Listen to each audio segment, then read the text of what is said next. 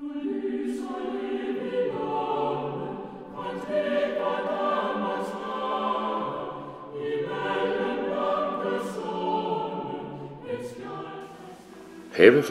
Bogø blev stiftet i 1942 og har altså i år 70 års jubilæum.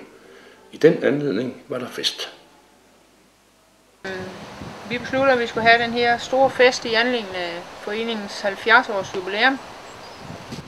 Og der har vi så også været hen og grave i de gamle bøger. Og vi har faktisk været så heldige at funde den gamle protokol, hvor der står, at nogle mænd mødtes og blev enige om, at de skulle dyrke noget jord. Så der stiftede de så haveforeningen dengang. Men der er jo så sket meget siden den tid. Sådan som jeg har kunne tyde mig frem til, så er det jo blevet inddæmmet for mange år siden. Og det er også det, man kan se, hvis man graver ned. Nu har jeg selv været ret dybt inde i min egen have med gravearbejdet, og der kommer jo skaller op. Så det har jo været vand herude en gang. Den 8. september 2012 var dagen så kommet, hvor de ca. 150 kolonister var mødt op til den store fest. Velkommen til alle sammen. Vores jubilæum i dag. Det er dejligt, at så mange stod tidligt op og kommer og spiser morgenmad sammen med os. Hans første indslag ved lokalhistorikeren og byrådsmedlemmet Anders V. Bertelsen, som selv er fra Skibuskvarteret. Der var en, der sagde til mig, at der kommer jo både biskopper og bisser her. Det med bisser, det tror jeg ikke på. Der er ikke nogen bisser her, det tror jeg ikke på. Men biskop, det er jeg klar over, han har faktisk have herude, har jeg fået lige, og skal vist nok tale for jer i aften. Den første kolonihave, den er lavet i Aalborg, og så Odenses kolonihave, de er faktisk også ret gamle. De kom til allerede i 1890'erne. Den ældste, det ved I måske godt, det er Havsteds Minde, anlagt i 1894. Den hedder oprindeligt Natmandslykken, fordi det var det, at natmændene tog ud og hældte deres lukkenspande, tømte deres lukkenspande. Det lyder jo ikke så pænt, så det kom til at hedde Havsteds Minde i stedet for opkaldt efter et byrådsmedlem, der hed Vilhelm Havsted. Men der er jo sket meget siden da. Så skal vi jo helt frem til 40'erne, fordi nu skal jeg også ind på jeres her. Der kom faktisk mange tildis, som er meget forskelligt fra mange andre kolonihaver, fordi den ligger jo utrolig smukt, altså med vand på begge sider, kanalen på den ene side og floden på den anden side. Og det tror jeg også, I nyder godt af, det er noget, det I er faldet for. Jeg håber, I vil runde mange jubilæumsrækker. Der er nogen, der siger, at 70 ikke er et rigtigt jubilæum. Det er det vel, altså det er da 0 bagefter, så det er da et fint tal. Men 75 er måske et endnu finere jubilæum, så det kan være, at I holder en fest igen om 5 år. Men uanset om 70 eller 75 er det fineste jubilæum, så synes jeg, at vi skal udbringe et leve. Det vil jeg i hvert fald gerne gøre, udbringe et leve for havekolonien. Så jeg synes, vi lige skal op og gå og gøre jeres lille danske hånd.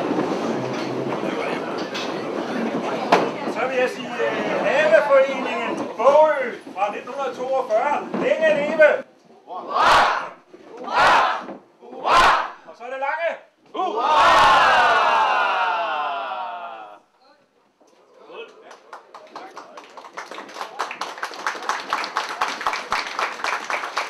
Efter en dag med strålende solskin var det så tid til aftens store gallerfest.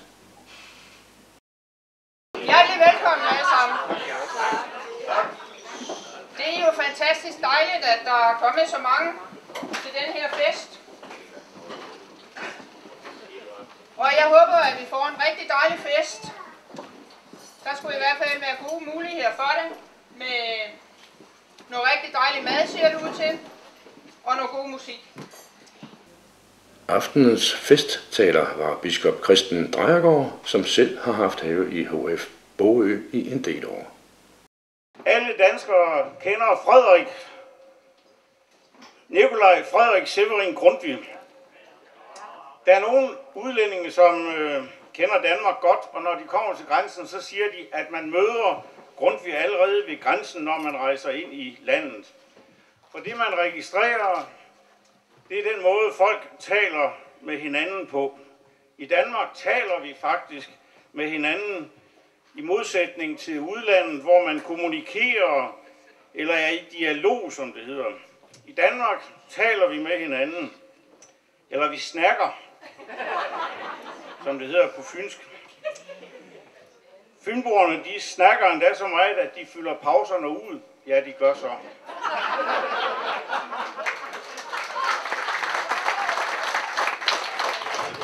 Men i hvert fald vest for Storebælt, der taler vi med hinanden, eller snakker. Det kan godt være, at hvis man kommer til København, så kommunikerer de også lidt og er i dialog og sådan noget.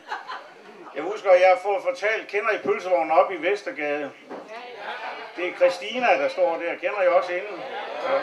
Det må jeg ikke sige til en regler, det jeg også gør. Men når hun havde en dag sådan en københavner, der stod der ved pølsevognen, og en pølsevogn, det er jo også en slags skriftestol. Så han stod og sagde, ja, det går jo ikke så godt derhjemme med konen og sådan. Det er ligesom kommunikationen er gået i stå, og dialogen er ikke rigtig mere. Hvortil Christina siger, har du prøvet at snakke med hende om det?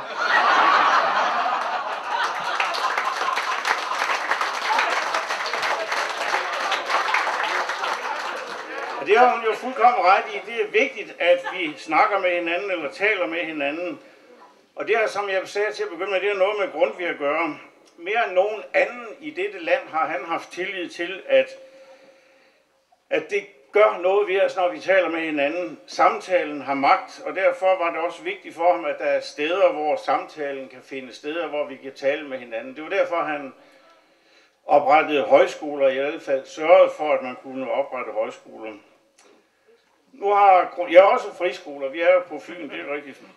Nu har Grundtvig selvfølgelig ikke meget med Haveforeningen Borgør at gøre, men han har faktisk fødselsdag i dag.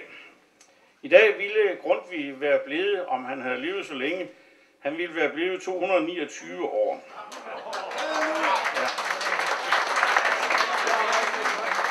Og så alligevel, så lever han jo endnu. For med alle sine sange, der er han med til at sætte præg på det liv, vi lever, og vi skal synge en af ham om lidt. Han er med til at holde samtalen i gang, og det kan man for eksempel lære af sådan en sang, som I alle sammen kender, fordi Grib har indsunget den, Velkommen i den grønne lund. Den kunne vi jo sådan set også godt have sunget i dag. Men nu var det så, jeg fandt den anden. Haveforeningen er et samtalested, og det kan man ikke være i tvivl om, når man færdes herude. Samtalerne foregår på kryds og på tværs over havehækkene og på gangene, hvor vi møder hinanden. Det er vist nok ikke det, der var meningen med haverne, da de begyndte at blive oprettet i den sidste tredjedel af 1800-tallet. Dengang var det meningen, at jævne almindelige mennesker, som på godt og en hel del ondt, levede deres liv i storbyerne, at disse mennesker skulle have mulighed for at komme ud af byen til en plet jord, hvor de kunne beskæftige sig med at dyrke deres egne grøntsager. Fattighaverne kaldte man også de første kolonihaver. Og den dag i dag, der er det også ganske almindelige mennesker, der bruger disse haver og holder den jævne mellemmenneskelige samtale i gang. Den oprindelige mening med haverne, det var at gøre noget for sundheden og bekæmpe lediggang og drikkeri.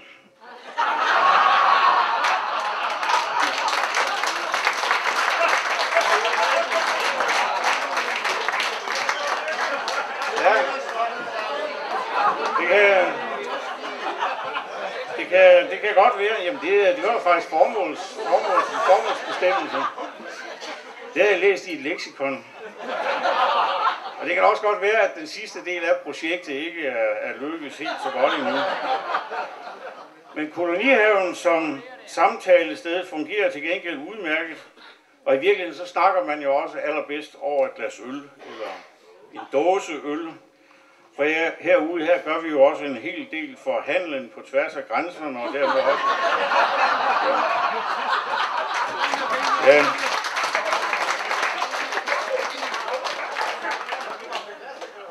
Som samtalested, der er kolonihaverne præget af et vist mål af anarki. Og det ligger i selve samtalens væsen. Det ligger i samtalen, at den er uforudsigelig. Den kan falde ud både på den ene måde og på den anden måde. Man kan optage alt i bedste mening, og det er det, vi som regel gør herude, men man kan sandelig også optage alt i den værste mening. Så der er altid denne usikkerhed forbundet med det at tale med hinanden. Og det er det, der skaber anarkiet, for man ved ikke rigtigt. Argumenterne skal være i orden. Der er ingen, der bøjer sig for et argument, som ikke dur. Der skal noget skønsomhed til, og noget frihed. Og hvis ikke der er frihed til at skønne, om det man hører er rigtigt eller forkert, så går samtalen i stå. Den dør simpelthen. Så derfor er det helt på sin plads at fejre Haveforeningen Bogøs 70-års jubilæum med et ønske om, at der altid må være plads til et vist anarki i Haveforeningen. Uden anarki er der ingen skønsomhed, og uden skønsomhed er der ingen samtale, og uden samtale bliver vi nødt til at drikke øl i tavshed.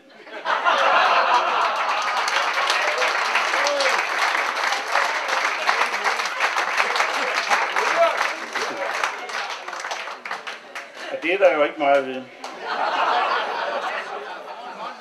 Så det er nok ikke noget, jeg har stået og fundet på og lige rystet ud af, men det er noget, jeg har lært af Grundtvig, og derfor skal vi synge en sang af Grundtvig, som jeg har fundet i Bispearkivet.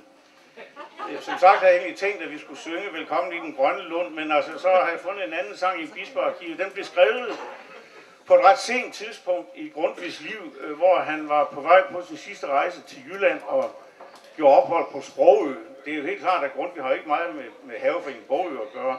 Men han gjorde dengang ophold på Sprogø, som var en koloni for løsslupne og faldende kvinder. Men det var det jo, det er rigtigt. Og så på sin vej tværs over Fyn, så skrev han så sin sang, og så på sin vej tværs over Fyn, der gjorde han ophold hos biskop Engelstoft i Odense, som så placerede sangen, han har fået af Grundtvig i Bispearkivet. Og der har jeg så fundet den frem igen. Jeg har rettet meget lidt i sangen. Der er nogle få konsonanter, jeg har ændret lidt på, men det kan I jo så selv skønne om. I har jo skønsomheden i behold. Den kan synges på sangen om David Crockett, som en ven af Christen Kold bragte med hjem fra Amerika. Han var taget til Amerika, som han dengang sagde, for at lære sig selv bedre at kende.